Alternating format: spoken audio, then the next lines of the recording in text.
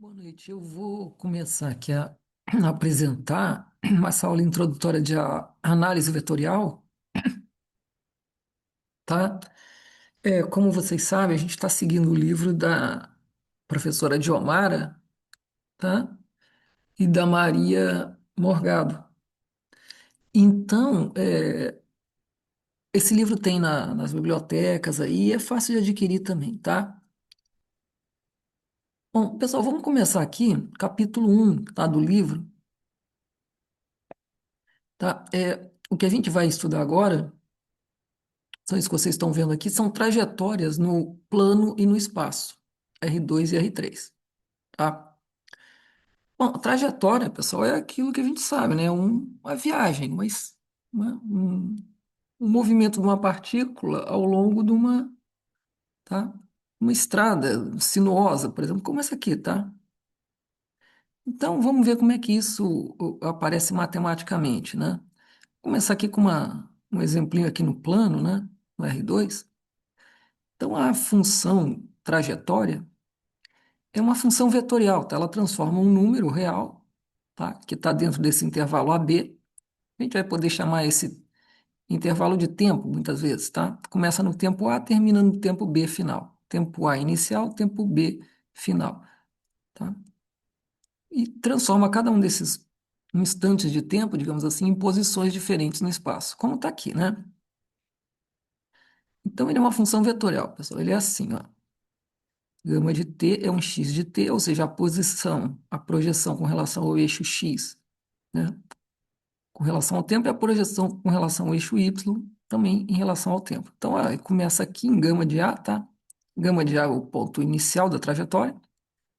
Aí ele segue aí, segundo essas equações aqui, tá? Que no caso genéricas, é claro, através desse estradinho aqui até chegar ao ponto final, gama de B. Um ponto genérico aí, né, pessoal, é o gama de T.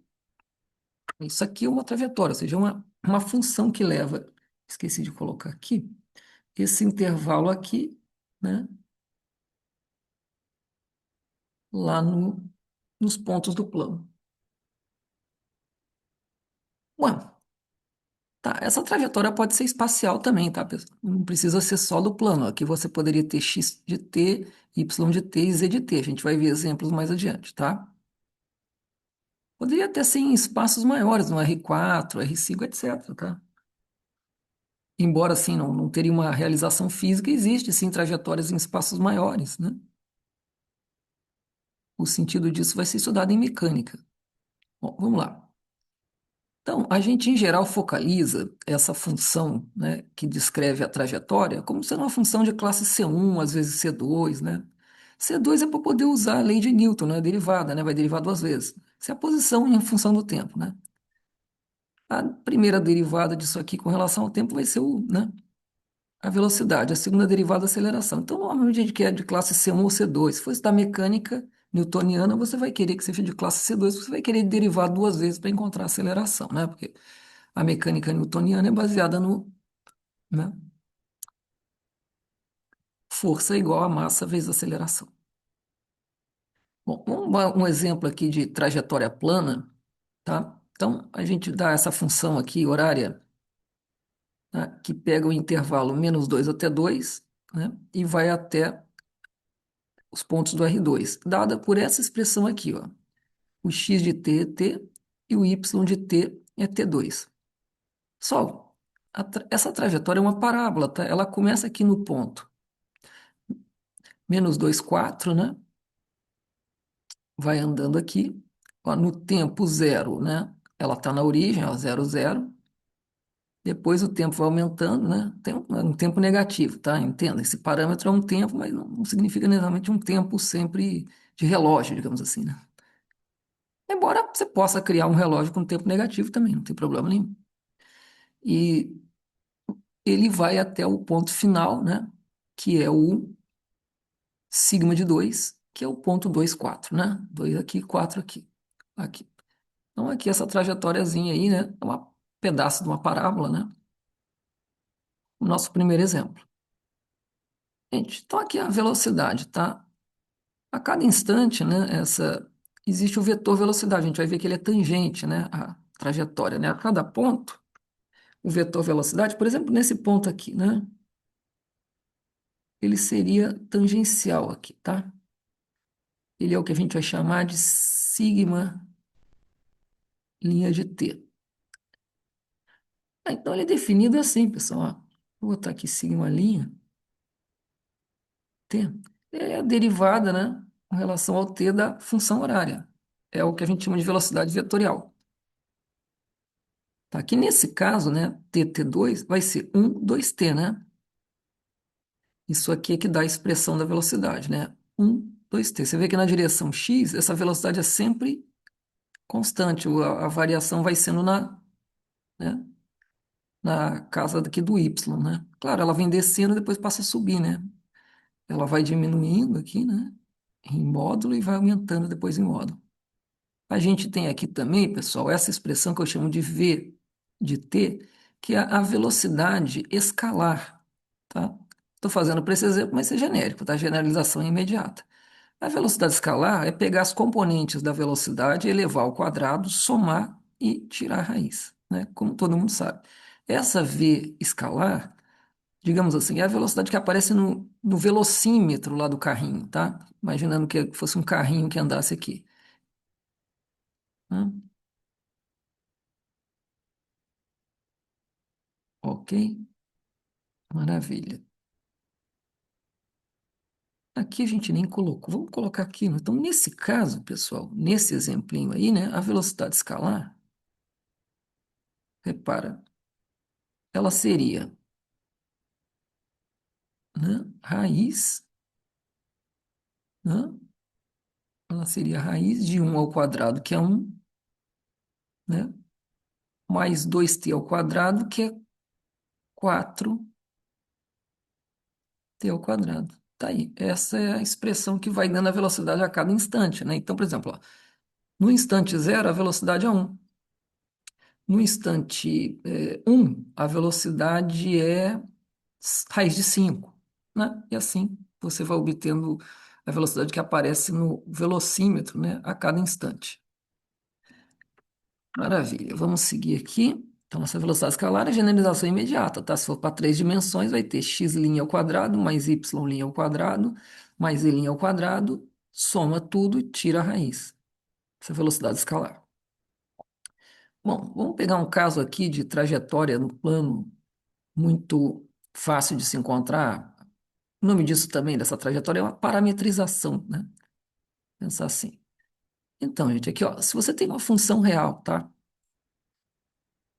Se você tem uma função real, essa função gera uma trajetória, tá certo? A situação é assim, pessoal. Você tem aqui, deixa eu fazer aqui um. Você tem uma função, né? Que ela, digamos, pega de A até B, né? Isso aqui é o x. Aí você tem aqui o y, é como se fosse o meu f de x, tá, pessoal? Como se fosse o meu f de x. Então, tem uma função aqui, digamos, tá? Aqui até aqui. Então, eu posso pegar esse trajeto, posso pegar esse trecho aqui e criar uma parametrização de uma trajetória. Como é que eu faço isso? Bom, pessoal, é simples, né? Eu vou identificar o x com t, né? E o y com f de t, tá? Aí a gente tem o t variando entre a e b. Aí você tem uma. Repara que a parábola lá em cima foi um caso desses, né? Mas aqui é a generalização desse caso. Sempre que você tem uma função real de uma variável aí, né? Você pode criar uma trajetória plana desse jeito aqui. É uma possibilidade, tá? Eu não estou dizendo que toda trajetória vem de funções, mas se você tem uma função, você consegue criar uma trajetória plana aí imediatamente. Vamos ver um exemplo interessante de trajetória. Esse aqui que eu chamei de epsilon, tá? Que leva o intervalo 0 a 2π no R2. E é dada por essa expressão, a cosseno a seno. Pessoal, isso é uma trajetória circular no plano, tá? Ela começa aqui no ponto A0, tá? Esse é um círculo de raio A, tá? Roda no sentido anti-horário aqui, tá? Até bater aqui de novo.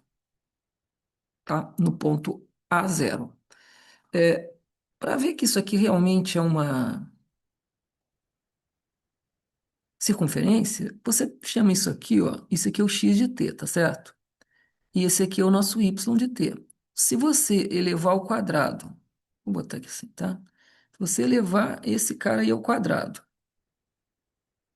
somar com o y ao quadrado, você vai obter a ao quadrado. Tá? Porque, é claro, olha só, a ao quadrado, cosseno ao quadrado, mais a ao quadrado, seno ao quadrado, você põe o a em evidência ao quadrado, né? Cosseno ao quadrado mais seno ao quadrado tem uma identidade trigonométrica que diz que isso é 1. E aí você vai ter, né? Que isso vai dar ao quadrado, que é realmente a equação aqui, né? De uma circunferência de raio A centrada na origem, como a gente está vendo aqui. Bom, isso aqui, né? Também esqueci de colocar isso aqui é a função, né? Essa função epsilon, ela leva esses pontos aqui, é o relógio, né? De 0 a 2π, né? Em cada um desses pontos aqui que roda aí nesse sentido anti-horário. Essa situação aqui, ó, cosseno à esquerda, seno à direita, faz esse giro no sentido anti-horário, tá?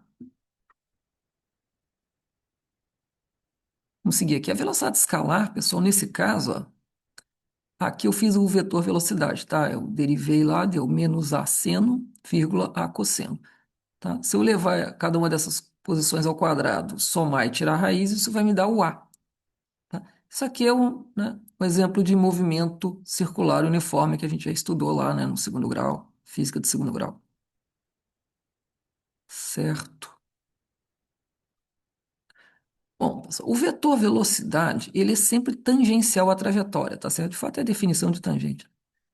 Então, imagina que você tem essa trajetória aqui, tá? Gama de t. Então, se nesse ponto aqui, vamos pegar esse ponto específico, tá? Um ponto t genérico. A velocidade, ela é tangencial à trajetória nesse ponto. Em cada ponto, ela é tangencial, certo? Bom, vamos lá, vamos ver isso aqui. Ah, pessoal, e esse caso aqui, ó, vamos considerar essa parametrização aqui que eu chamei de eta de t. Ela é t cosseno t seno. E o t varia de 0 a 2π. Repara, ela parece uma circunferência com um raio que cresce, né? Lá na circunferência, né? Na circunferência que a gente estudou aqui, o raio está fixo, né? A cosseno, vírgula, a seno. Deu a circunferência de raio A. Aqui é alguma coisa que gira aí em relação à origem, né? Mas com um raio, digamos assim, crescente. A gente pode pensar dessa maneira. É isso aqui realmente, pessoal, com T variando até de 0 a 6π, isso é realmente uma espiral, tá mal desenhado, tá, pessoal? Vocês me perdoem aqui. Mas ele começa no zero, né? Diferente do outro que começa em A. Começa no zero quando, né? Quando T é igual a zero, isso aqui é zero, zero. E ele vai girando, ele vai crescendo e girando aqui para a esquerda, né? Sentido anti-horário. Dá uma volta, né? Como é que é? Dá uma volta, duas voltas, três voltas, 6π, né? E vem parar aqui assim. Esse ponto aqui é o ponto 6π zero, né? Tá certo? Ok? Então tem um exemplo de uma espiral, né? Uma trajetória na forma de espiral crescente, digamos assim. Pessoal, olha essa aqui. Essa aqui, essa expressão aqui de baixo, é a velocidade da espiral, tá certo? Para essa parametrização da espiral, a gente tem essa velocidade, é a derivada com relação ao tempo, né? Então, ó, vamos derivar aqui para a gente ver. Ó, deriva t vai dar cosseno. Passa por cima, deriva cosseno menos seno. Então, cosseno t menos t seno t. Agora vamos derivar aqui. Deriva t dá seno. Depois passa por cima, deixa o t, deriva seno, vai dar cosseno. Então vai dar, ó, ao total vai dar cosseno t menos t seno t, vírgula, seno t mais t cosseno t. Essa é a expressão da velocidade a cada instante aí, ó, certo? A velocidade escalar, nesse caso, né, é o módulo do vetor velocidade, tá? A velocidade escalar, então vai ser isso aqui ao quadrado mais isso aqui ao quadrado, né, raiz de tudo isso. Então, estamos aqui com a expressão, tá? Elevamos isso aqui ao quadrado, primeira componente ao quadrado, né? A primeira função componente, a x de t, a x' de t, perdão. Essa aqui é a y' de t, das velocidades, elevando elas ao quadrado, né? A gente tem isso aqui, somando elas também, né? E, ó, cosseno com seno vai dar 1. Isso aqui cancela com isso aqui, né? Deixa eu mostrar para vocês, ó. Esses dois aqui, ó, cosseno ao quadrado mais seno ao quadrado vai dar 1, que é a identidade trigonométrica. Essas duas quantidades aqui se cancelam, né? Essas duas aqui, o t ao quadrado fica em evidência, o seno ao quadrado e o cosseno ao quadrado dá 1. Então, o total vai dar raiz de 1 mais t ao quadrado, tá? Tá aí a expressão da velocidade escalar em função do tempo na espiral, aquela espiral. Nota que a velocidade inicial, nesse caso aí, né, quando t é igual a zero, né, é 1, né, raiz de 1 que é 1.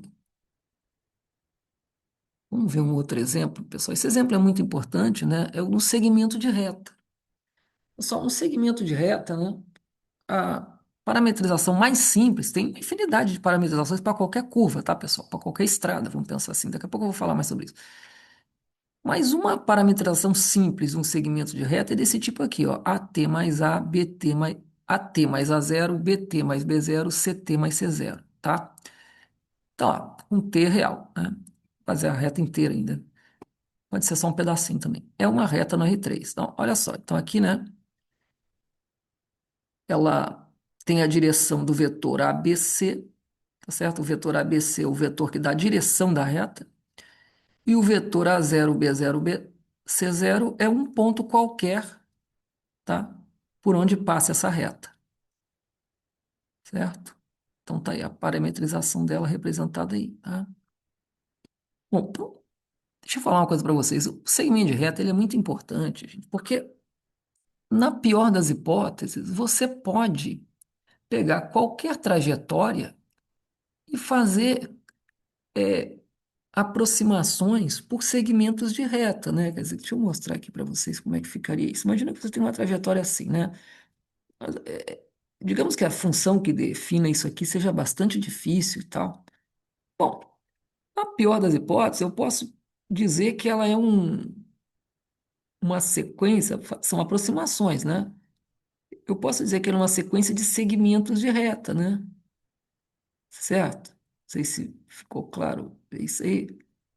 É uma aproximação, tá claro? Não estou dizendo que é a melhor aproximação. Claro que quanto mais segmentos de reta você tiver, melhor, né? Mas você pode, em princípio, né, aproximar essa curva, né, digamos assim, essa trajetória, né, por segmentos de reta. Então é importante saber parametrizar segmentos de reta, tá? Tem várias maneiras de fazer isso. Eu vou colocar aqui para vocês a mais fácil. Vai ser um probleminha aqui que a gente vai fazer agora. Então, como fazer uma parametrização simples de uma trajetória reta, né? Segmento de reta, que se inicia no ponto A1, B1, C1, que eu chamei de vetor A, né? E termina no ponto A2, B2, C2, que eu chamei de vetor Bzão. Olha como está aqui na figura, né? Só, o vetor A, o vetor B. Como é que eu crio uma parametrização de uma partícula saindo aqui do ponto A, chegando até o ponto B, andando num segmento de reta? Pessoal, é muito simplesinho. O que eu tenho que fazer é simplesmente isso aqui, ó. Eu crio uma parametrização do tipo gama de t, que é o vetor b menos o vetor a vezes o parâmetro t, mais o vetor a. Repara, né? E o t variando de 0 até 1. Claro, repara, ó. Quando t é igual a zero, eu estou no ponto A. Perfeito. Estou aqui no ponto de saída, né? Quando t é igual a 1, repara que eu estou no ponto B, ó, porque ó, b menos a mais a, né, quando t é igual a 1, vai dar b menos a mais a. Ora, b menos a mais a é b. Então, eu estou no ponto B. Repara que eu consegui fazer a viagem aqui durante, entre aspas, né, uma hora, né? 0 até 1. Tá? Então, essa é a parametrização mais simples de um segmento de reta, tá, pessoal?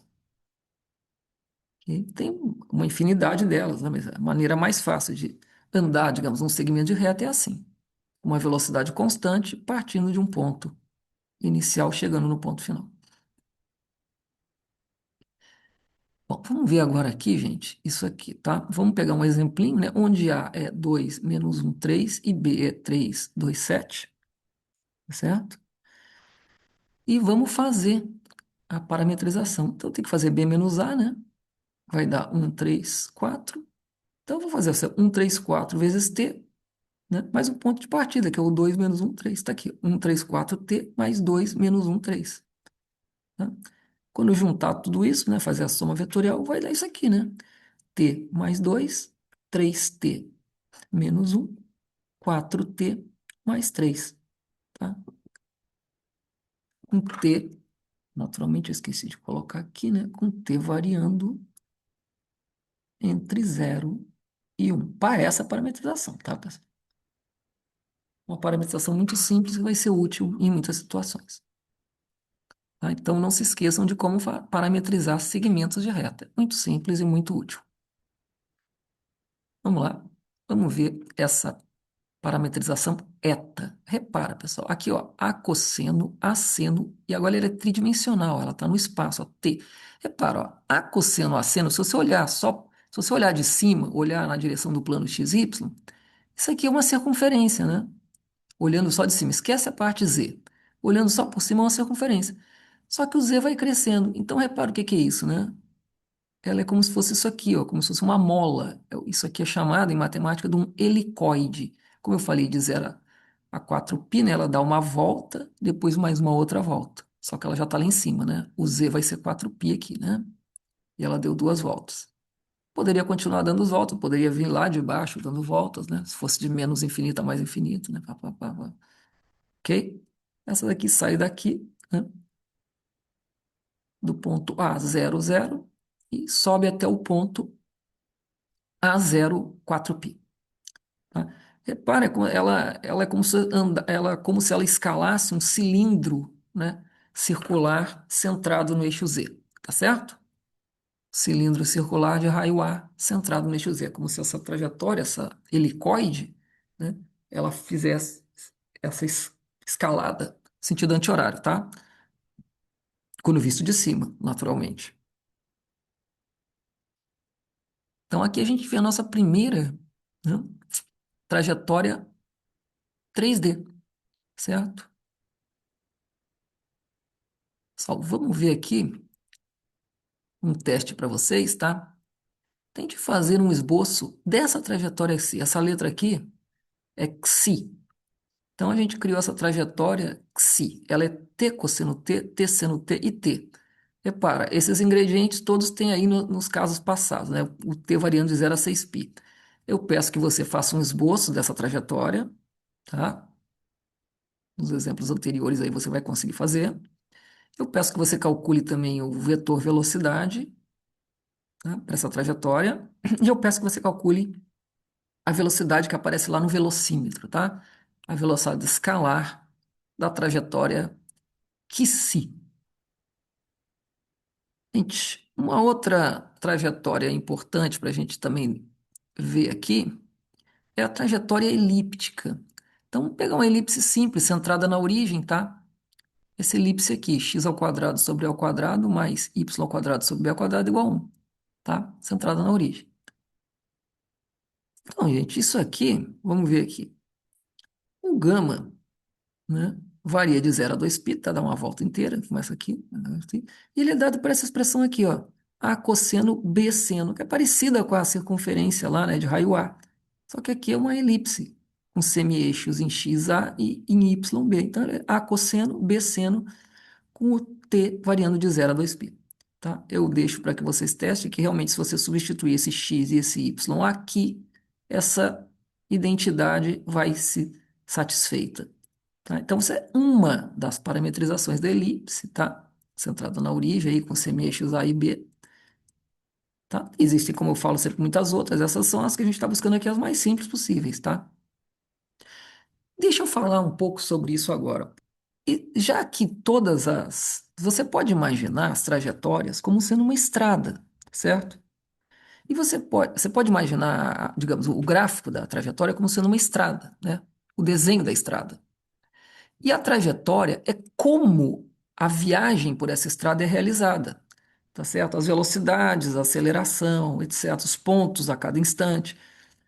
Agora, é claro que você pode ter, para uma mesma estrada, várias viagens diferentes, né? Você pode ter várias.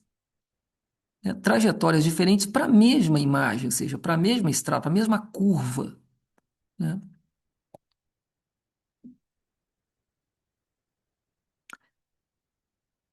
Ok? Nos casos que a gente vai estudar aqui, que é trabalho, a gente está se preparando para estudar. Eita, a gente está se preparando aqui para estudar a, a noção de trabalho mecânico, né? Força vezes velocidade, a gente vai ver daqui a pouco, né? Nas aulas que vêm ainda, né? Claro, não hoje.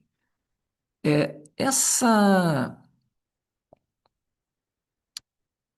esse conceito de trabalho, né? A definição de trabalho que a gente vai usar qualquer parametrização de uma curva vai servir, tá certo? Qualquer uma. Porque trabalho é simplesmente força vezes velocidade.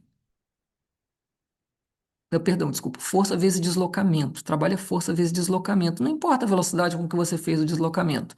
Você pode fazer o deslocamento rápido ou devagar, tá? Trabalho não depende da velocidade. Trabalho é força vezes distância. Então não depende da velocidade. Por exemplo, se você tem um elevador que sobe do piso da UERJ até o quinto andar e ele leva uma caixa, sei lá, de 50 quilos, não importa se esse elevador é rápido ou lento, o trabalho para ele que ele faz sobre a caixa, né, saindo do piso lá da UERJ, do primeiro piso até o quinto andar, é o mesmo. Não importa se é rápido ou devagar, tá?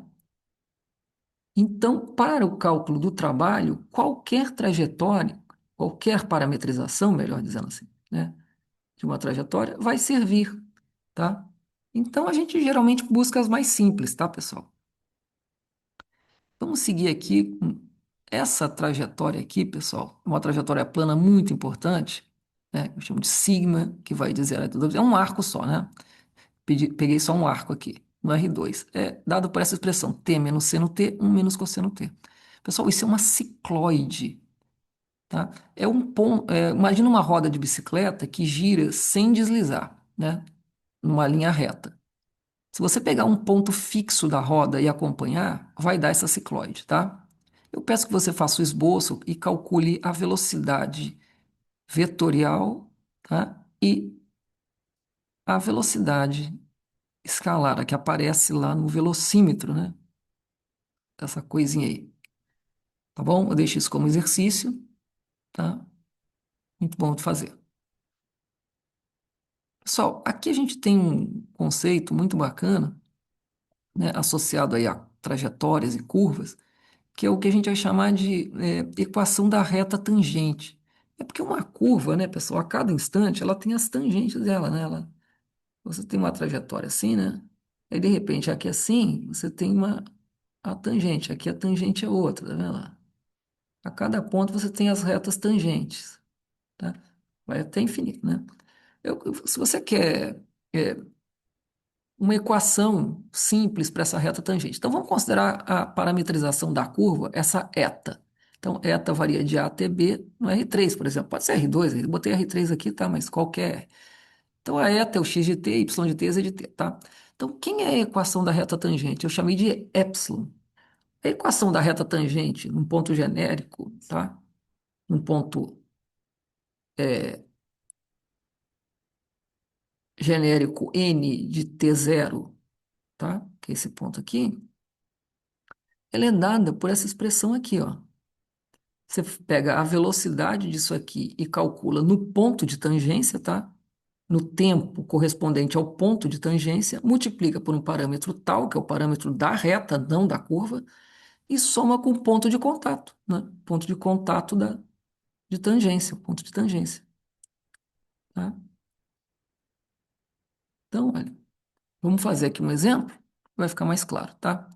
Então, vamos considerar a trajetória essa daqui, ó, eta de t exponencial, isso é exponencial, tá? Aquela exponencial lá, inversa do logaritmo. É de t, é de menos t, cosseno t, tá? E encontre a equação da reta tangente em t igual a 1. Pessoal, então é isso aqui, ó, né?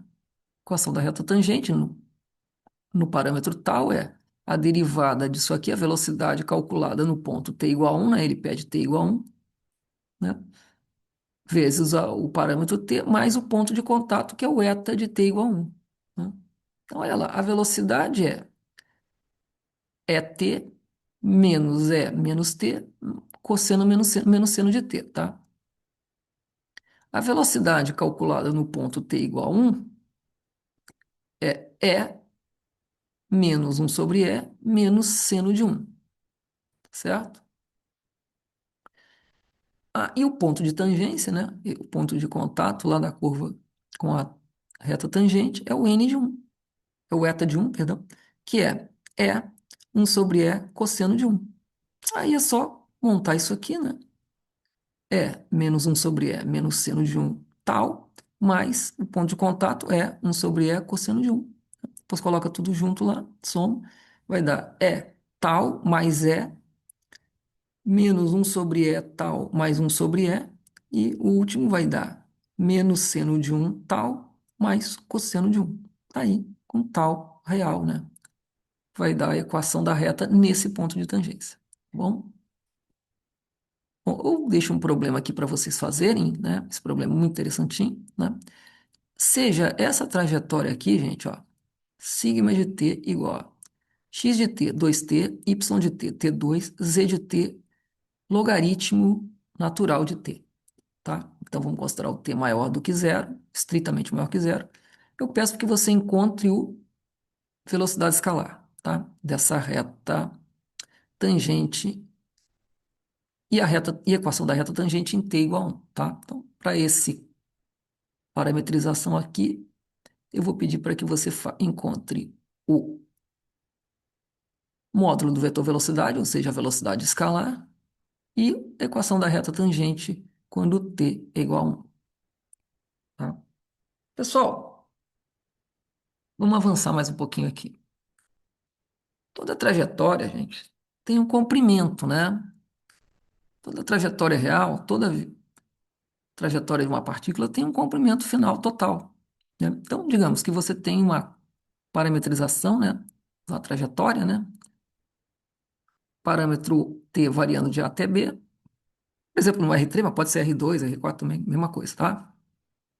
Digamos que essa aqui seja a expressão genérica da trajetória. Então, aqui, né, é uma função, eu sempre me esqueço aqui, oh meu Deus, sai daqui, né, transforma esse pedaço da reta real, o intervalo AB, nos pontos lá, ih, caramba, nos pontos lá do R, ih, que negócio aqui, travou aqui, pontos lá do R3, né? Então, aí a trajetória aí. Então, começa aqui em gama de T, vai subindo, vai até em gama de A, né? E vai até gama de B. Aí a pergunta aqui, qual é a trajetória, qual é a distância total percorrida entre esses dois pontos, né? Pessoal, distância é velocidade vezes tempo, né?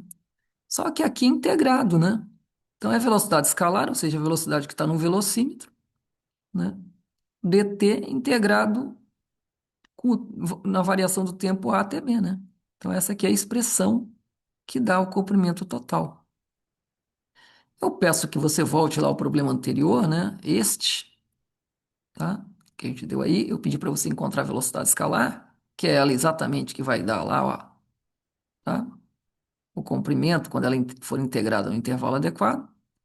E encontre o comprimento de arco percorrido entre esses pontos aqui, ó, 2, 1, 0 e 4, 4, ln de 2. Você vai deduzir aí o tempo, né?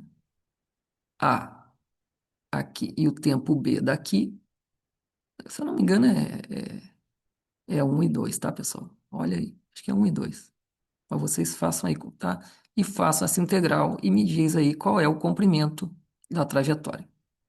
Vamos pegar um caso aqui, gente, para a gente fazer. Ó. Vamos considerar essa função horária θ de t, essa daqui, ó, t ln de t, 2 raiz de 2t, com t entre 0 e 1, tá? Certo? Calcular o comprimento de arco. Bom, gente, vamos derivar isso aqui, né? Tem que encontrar a velocidade, então derivar 1, né? 1 sobre t, raiz de 2 sobre raiz de t, tá? essa integral aqui, essa derivada aqui, vocês façam com calma, vai dar raiz de 2 sobre raiz de t. Tá? Agora vamos, né, calcular o módulo do vetor velocidade. Pessoal, o módulo do vetor velocidade ao quadrado vai dar isso aqui, tá? Eu deixo para vocês fazerem os detalhes, vai dar 1 mais 1 sobre t ao quadrado, né? Quando eu tirar a raiz, né, daqui e daqui, vai dar 1 mais 1 sobre t. Quando eu integrar 1 mais 1 sobre t, vai dar t mais ln de t. Entre os valores de tempo 2 e 1, né, vai dar 2 log de 2 menos 1 log de 1, que é zero. Então, vai dar 2 menos 1 mais log de 2. Está aqui, gente. 1 mais ln de 2, tá? É o comprimento total, tá?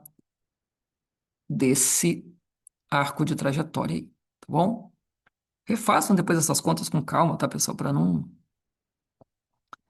Bom, vamos ver agora um tópico interessante aqui, pessoal, que é muito importante também. É o seguinte, apesar de ser uma coisa meio teórica, a gente vimos uma parametrização da circunferência de raio A, né? Que era essa daqui, concorda? Certo? Com t variando de 0 a 2π. A gente já focalizou isso aqui, tá? Nesse caso, a gente já conhecia o comprimento total da trajetória, tá certo? Porque quando é uma circunferência de raio A, a gente sabe que o comprimento total da trajetória é 2πa, certo? Isso desde do primário, lá a gente já sabe isso, né? O comprimento do perímetro de uma circunferência, um disco, né? De raio A, 2πa. Bom, agora vamos ver se isso bate com esse conceito aqui que a gente definiu aqui em cima, né? Esse que a gente acabou de usar aqui, né? Vamos ver se isso funciona. Vai ter que funcionar, né?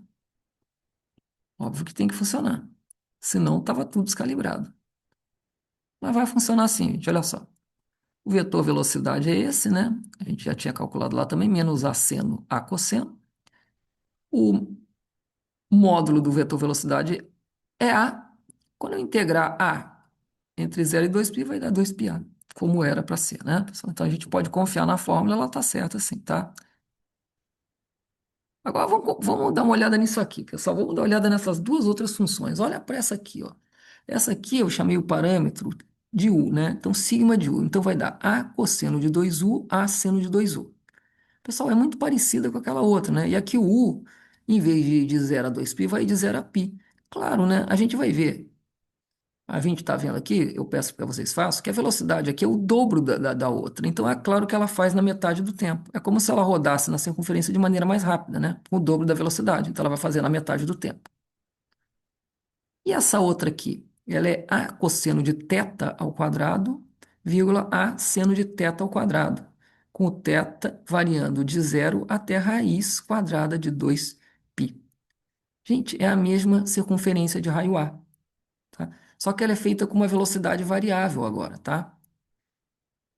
Elas são parametrizações diferentes, mas a imagem, ou seja, o desenho da trajetória, né, a curva final, é a mesma. É a circunferência de raio A percorrida no sentido anti-horário numa única volta completa. A gente pode usar qualquer uma delas para calcular o comprimento de arco, também para calcular o trabalho, como eu falei para vocês, tá? Eu peço que você faça nesse caso aqui apenas para ganhar experiência. Faz por essa parametrização e faz por essa. Claro que todas elas vai ter que dar 2π vezes A. Eu peço que vocês façam, tá?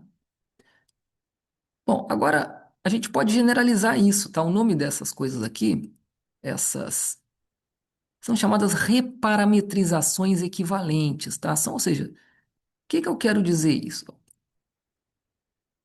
A gente pode usar qualquer uma delas. Bom, dizendo que duas parametrizações são equivalentes se, assim, de uma maneira assim, se elas passam pelos mesmos pontos a mesma quantidade de vezes continuamente. É claro, imagina que né, dois carrinhos saiam do Rio de Janeiro e vão na direção de São Paulo, né? Esses dois carros, eles vão provavelmente com velocidades diferentes, tá certo? Velocidades diferentes, tal, mas eles vão, ao final, se os dois chegarem realmente em São Paulo e não ficarem andando para frente e para trás, né, andando sempre progressivamente, por exemplo, né, eles vão, ao final quando chegarem em São Paulo, ter percorrido a mesmíssima distância, tá certo? Não importa que um foi mais rápido, outro foi mais devagar. Se eles passaram pelos mesmos pontos a mesma quantidade de vezes, continuamente, isso vão ter percorrido a mesma distância, tá certo? Agora, em matemática, pessoal, isso se traduz assim, ó, como se a gente tivesse duas parametrizações, né? Então, uma varia de A até B no R3, a outra de C até D, a sigma de C até D no R3, tá? Então tá aqui, uma vai depender do parâmetro t, a outra vai depender do parâmetro u. Então, se existir uma função bijetora, né, invertível e de classe C1, tá? H que leve o intervalo CD no intervalo AB, tá? Tal que o sigma de U é o gama de H de U, né? Porque veja, pessoal, o H de U, olha aqui que ele faz, ele pega o U, desculpe, deixa eu apagar aqui. Ele é assim, ó. Esqueci de colocar ali. Mas esse H de U, o que ele faz é isso aqui, né? Ele leva o U no T, né? Então, repara, T é igual a H de U, tá? Eu simplesmente coloquei aqui, né?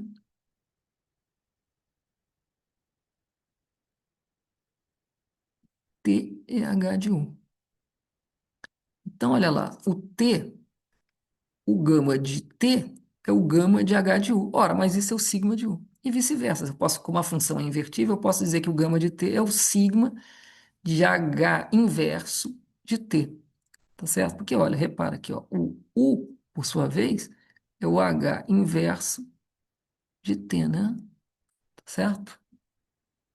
Então, sigma de U, se eu substituir o U aqui, né? Se eu substituir esse U aqui, eu vou ter que o gama de T é o sigma, né, de H a menos um de T, tá? É a composição de funções, tá, pessoal?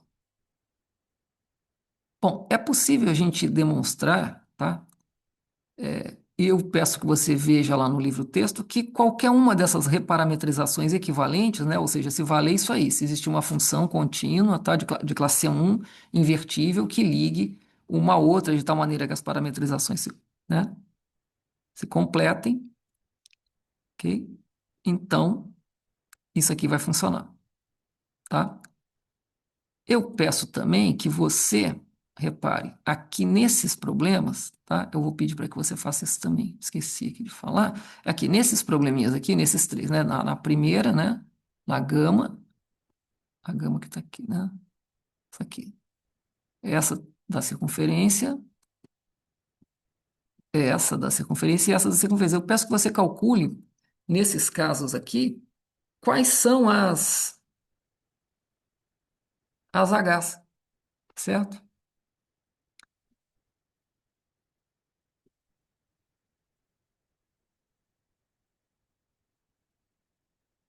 Eu já vou fazer uma coisa aqui. Vamos nesse caso aqui, pessoal. Eu vou deixar pronto para vocês. Nesse caso aqui, pessoal, olha, aqui, ó. Vamos supor essa com relação à gama de T, né? Aquela inicial lá. Ah, pessoal, essa daqui é simples, né? Quem é a H? A T, né? É igual a 2U, certo? T é igual a 2U. Então,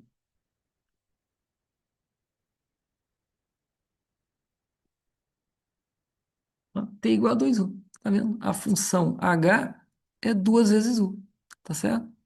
Então aí você, tá? Eu peço para vocês façam aí dos outros, tá bom? Então, a função H de U, né, é 2U. Tá? Da sigma com relação à gama original, tá? Ok? Ah, vamos fazer também, deixa eu mudar de você aqui, já que eu estou fazendo aqui.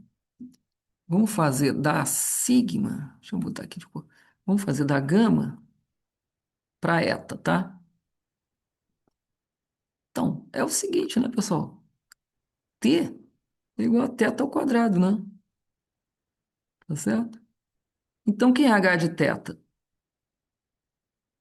Né? H de teta é teta 2,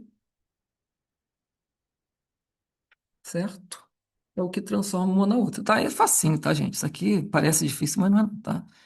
Vamos lá. Então, qualquer parametrização equivalente, né, serve para a gente calcular, né, o comprimento total da trajetória. Você pode usar a gama de t, ou pode usar a sigma de u, ou pode usar a outra também, tanto faz, tá? Por quê? Porque o que está em jogo aqui, gente, é o seguinte: o que está em jogo aqui é que você,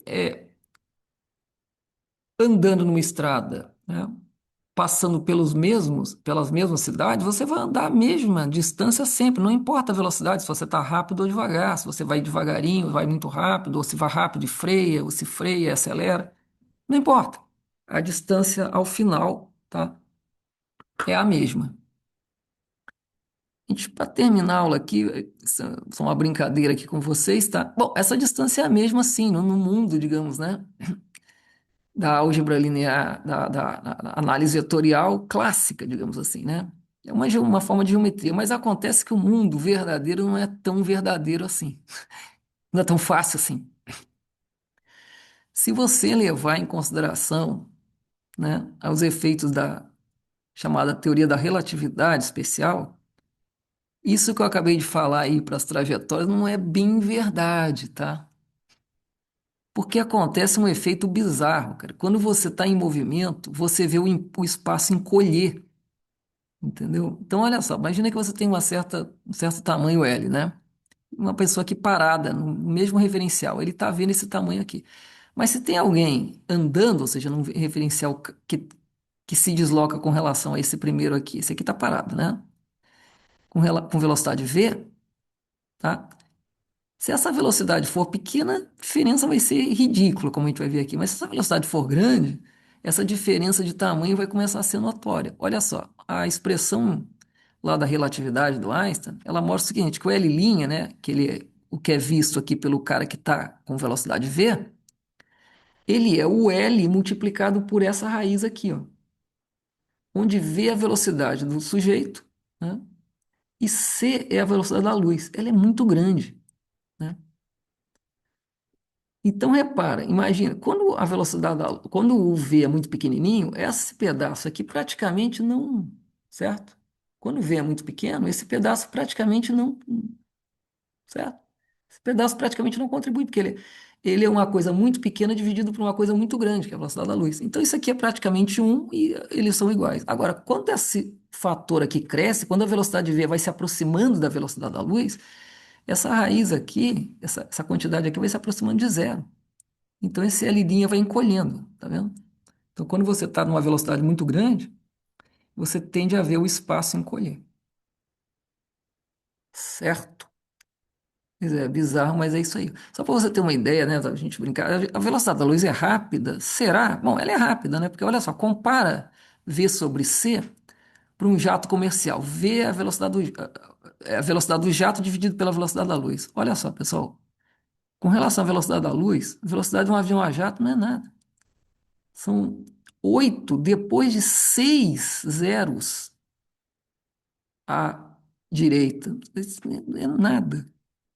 É bilhões de, não é, é milhão de vezes menor. Tá? Ou seja, um avião a jato ele praticamente não se move. Ele praticamente está parado com relação à velocidade da luz, né? Digamos assim. Então a velocidade da luz ela é muito rápida realmente, né? A gente vê que, né, um raio de luz ele chega na Lua em um segundo, eu acho, um segundo e pouco. E olha que a Lua é longe, né? Agora, olha só, a velocidade da luz é grande, sim, mas com relação ao universo não é tão grande assim. De fato, é bem lenta, né? Repara, ó, a luz demora umas 11 horas para atravessar todo o sistema solar. Para atravessar a nossa galáxia, ela leva 100 mil anos. Então, você vê que a nossa civilização aqui, a era cristã, tem 2.000 anos. A luz que saiu daqui na época de Jesus, né? Tá muito longe, né? Ainda tem 900, ainda tem, Ih, nem sei fazer a conta aqui, certo?